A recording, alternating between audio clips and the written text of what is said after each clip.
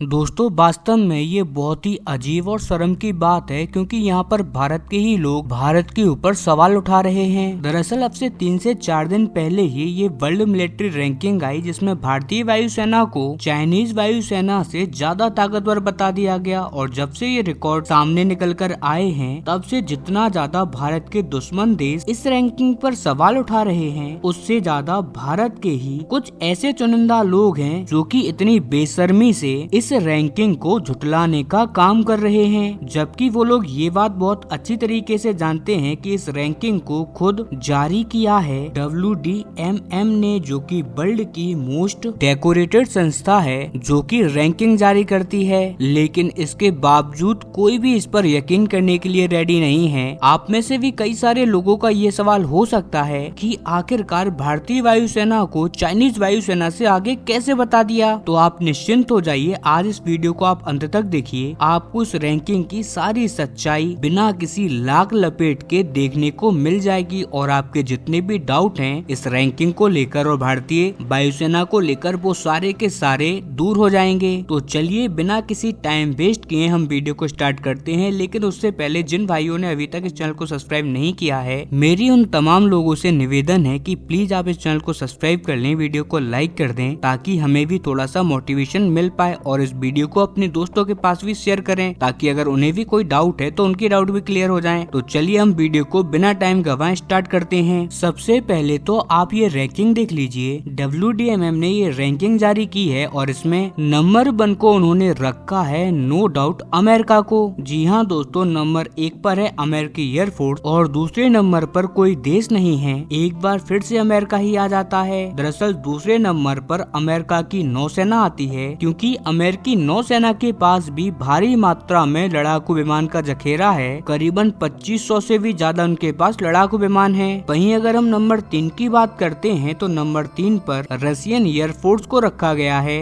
और एक बार फिर से चौथे नंबर पर अमेरिका की आर्मी आ जाती है, क्योंकि उनके पास भी बहुत सारे F-15 लड़ाकू विमान हैं और हाल ही में उन्होंने नए हेलीकॉप्टर भी परचेज किए हैं। तो कुल मिलाकर उनकी थल सेना के पास भी एक शक्तिशाली वायुसेना है। और नंबर 5 पर एक बार फिर से अमेरिका है। दरअसल अमेरिका की जो स्पेशल ऑपरेशन की यूनिट है पूरी दुनिया भर में, और उसे कहा जाता है यूनाइटेड स्टेट्स मरीन्स, और इसके पास भी अपनी खुद की वायुसेना है, जिसके अंदर स्पेशलाइज हेलीकॉप्टर हैं, कई सारे स्पेशलाइज लड़ाकू विमान हैं, जो कि ग्राउंड के ऊपर इन्हें सपोर्ट प्रोवाइड करवाते हैं। कुल मिलाकर इनके पास भी अपनी खुद की वायुसेना है, और ये इतनी ताकतवर है कि दुनिया के बड़े बड़े देश, फिर चाहे वो भारत हो, चाइना हो, जापान हो या फिर इजराइल हो, कोई भी इसके आसपास नहीं भटक पाता। लेकिन 5वीं रैंक तक तो ठीक है, क्योंकि देखिए पिछले कई सालों से नंबर 5 तक यही चलता आ रहा है। इन पांचों में कभी कोई बदलाव देखने को नहीं मिला। लेकिन इसके बाद की जो रैंकिंग निकलकर सामने आई है, मेन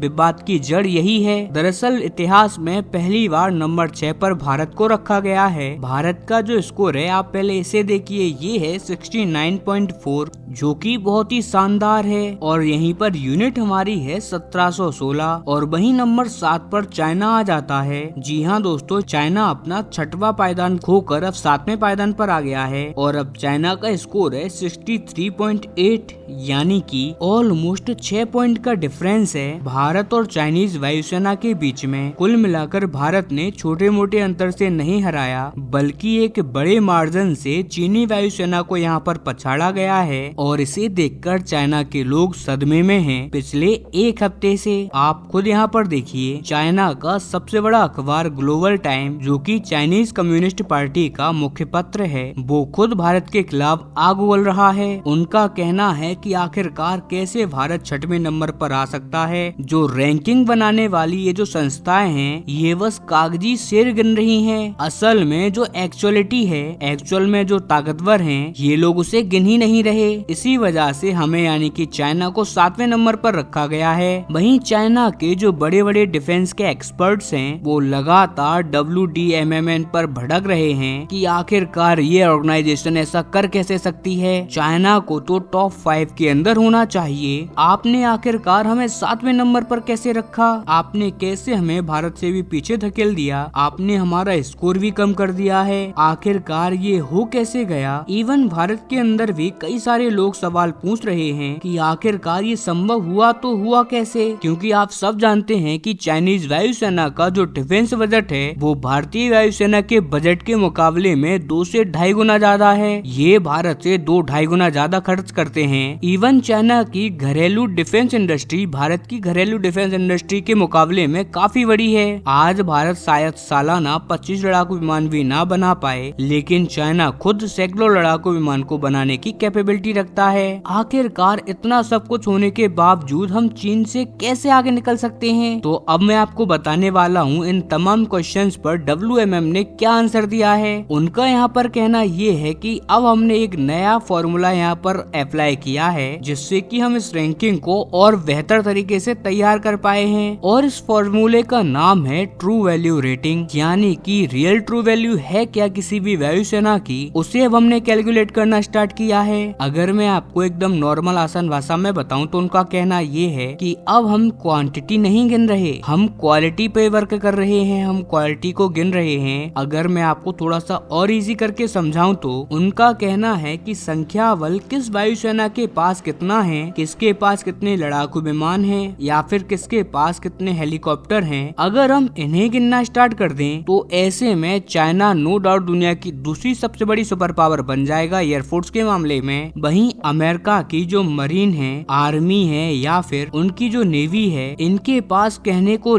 कम लड़ाकू विमान जरूर हैं और कम हेलीकॉप्टर हैं, लेकिन ये सब इतने ज्यादा हाईली एडवांस और इतने ज्यादा कैपेबल हैं कि इन्हें कभी भी चाइना मैच कर ही नहीं सकता है। लेकिन चाइना भारत से भी क्यों पिछड़ा, इसका साफ जवाब है भारत के पास क्वालिटी हथियारों का होना। भारत के पास क्वालिटी बहुत ही ज्यादा नेक्स्ट लेवल की है। भले ही भारत खुद अपने पास लड़ाकू विमान बनाने की कोई खास कैपेबिलिटी नहीं रखता, लेकिन आप याद रखिए कि जब भी आप भारत की वायुसेना को देखोगे तो फिर वहाँ पर आपको मिराज मिलेगा, जो कि एक 4th जनरेशन का लड़ाकू विमान है। 4.5 जनरेशन का आपको वहाँ पर सुखोई 30 मिलेगा, जो कि अपने आप को कई सारे वर्ल्ड के युद्धों में प्रूव तक कर चुका है। इवन आपको भारत के अंदर राफेल मिलेगा, जो कि अगेन 4.5 जनरेशन का लड़ाकू विमान है। इवन इससे भी थोड़ा सा ज्यादा ही आप इसे मान लीजिए। और क्लोज कॉम्बैक्ट में ये अमेरिका के F-35 को, इवन F-22 रैप्टर को भी हरा चुका है। अमेरिका का एक भी लड़ाकू विमान क्लोज कॉम्बैक्ट में राफेल को हरा तक नहीं पाया। इसके अलावा भी भारतीय वायुसेना के पास S-400 है। इसके अलावा भारत के पास दुनिया के तमाम शानदार रडार हैं। वहीं इन्हीं के मुकाबले में अगर हम चाइना को देखें तो इनके पास सारा का सारा बस चोरी का ही माल है। बस एकमात्र ढंग का लड़ाकू विमान है उनके पास, सुखोई 35। इसके अलावा एक भी ढंग का फाइटर जेट आप नहीं पाओगे चाइना के पास। और इससे कुछ नहीं होता। आप खुद जरा आपके मन में एक बात सोचो और जरा मेरे को भी कमेंट में बताओ, आपको अमेरिका के अगर मैं 2-3 लड़ाकू विमान के नाम पूछूं तो आपको शायद ही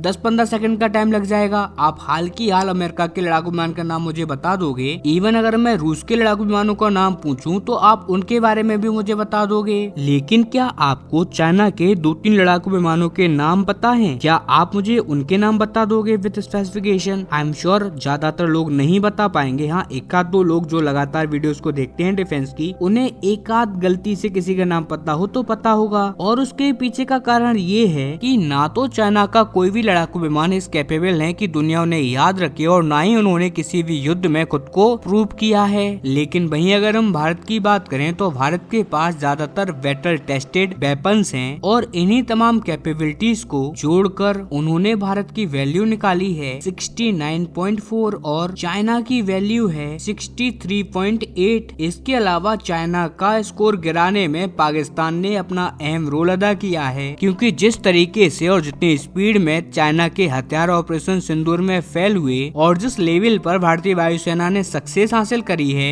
इन सब सिनेरियो ने एक बड़ा रोल अदा किया है इस रैंकिंग में उलटफेर करने का। अदरवाइज पिछले साल भारत 7वें स्थान पर था और चाइना 6वें पर, और इसीलिए WDMMN ने कहा है कि ऑपरेशन सिंदूर बहुत ज्यादा क्रूशल साबित हुआ है, क्योंकि इसके अंदर ही रियलिटी में इस बात का पता लग पाया है कि दोनों ही देशों के पास जो वेपनरीज हैं वो असल युद्ध में कैसे वर्क करते हैं। और दोनों देशों में यानी कि भारत और पाकिस्तान के साथ साथ पाकिस्तान को चाइना भी लगातार सपोर्ट कर रहा था। इसीलिए WMNNA ने उसी को असिस्ट किया है, उसी को स्टडी की है कि चाइना और पाकिस्तान दोनों मिलकर भी अपने वेपन्स को अच्छे से इस्तेमाल ही नहीं कर पाए। वहीं भारत जिसके पास बहुत ही लिमिटेड रिसोर्सेस हैं, उसने बहुत ही ज्यादा शानदार तरीके से इन सबको यूटिलाइज किया है। लेकिन हाँ, हमें WDMMN की तरफ से एक वार्निंग भी दी गई है, और वार्निंग ये है कि अभी के लिए भले ही भारत 6वें नंबर पर आ गया है, नो डाउट क्वालिटी भारत के हक में है, लेकिन ऐसे में भारत ज्यादा टाइम तक सस्टेन नहीं कर पाएगा अगर भारत ने अपनी वायुसेना को और ज्यादा एडवांस वेपनरीज नहीं प्रोवाइड करवाए। तो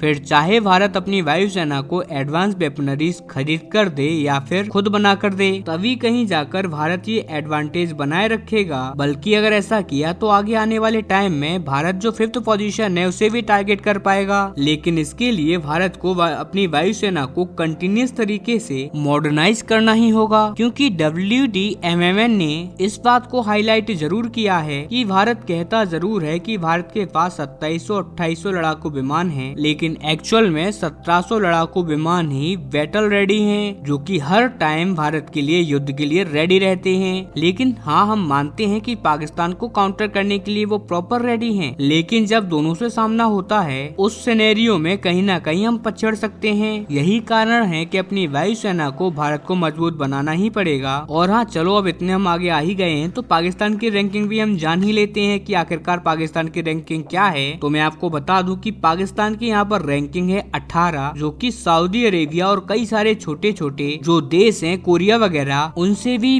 पाकिस्तान मीलों पीछे है। तो मैं आपको बता दूं, जो पाकिस्तान अपने आप को दुनिया की सबसे शक्तिशाली सेना बताता है, असल में वो बड़ी मुश्किल से टॉप 20 के अंदर आया है। और यही फर्क होता है प्रोपोगेंडा में और रियल एनालिसिस में। क्योंकि मैं आपको बता दूं कि नो डाउट मैं झूठ बोल सकता हूं, आप झूठ बोल सकते हो, पाकिस्तान के लोग बोल सकते हैं झूठ, लेकिन जितने भी मिलिट्री ऑफिसर्स हैं या फिर जो मिलिट्री एक्सपर्ट हैं जिन्होंने अपने 40-50 साल इसी फील्ड के अंदर लगाए हैं, वो झूठ कैसे बोल सकते हैं। और ना ही वो लोग प्रोपोगेंडा फैलाते हैं। ये लोग रियल जेन्युइन ओपिनियन आपके सामने रखते हैं। फिर आपकी मर्जी होती है, आपको इन ओपिनियंस को मानना है तो माने, नहीं मानना है तो कोई बात नहीं। इसीलिए अब हमें भी अपनी इस रैंकिंग पर गर्व करना चाहिए, खुश होना चाहिए। और इसके अलावा जो इसके अंदर वार्निंग भारत को दी गई है उसे भी हमें एक्नॉलेज करना होगा और अपनी वायुसेना के लिए और भी ज्यादा काम करना चाहिए, क्योंकि वो लोग हमारी सुरक्षा दिल लगा कर करते हैं। इसी वजह से हमारी वायुसेना वर्ल्ड के बेस्ट इक्विपमेंट डिजर्व करती है और हमें भी उन्हें वो हर एक हालात में देने होंगे। हालांकि इस पूरी रैंकिंग पर आपका क्या मानना है, आपके ओपिनियन हमें कमेंट में देना ना भूलें। साथ ही चैनल को सब्सक्राइब करें, वीडियो को लाइक करें। मिलते हैं अगली वीडियो में।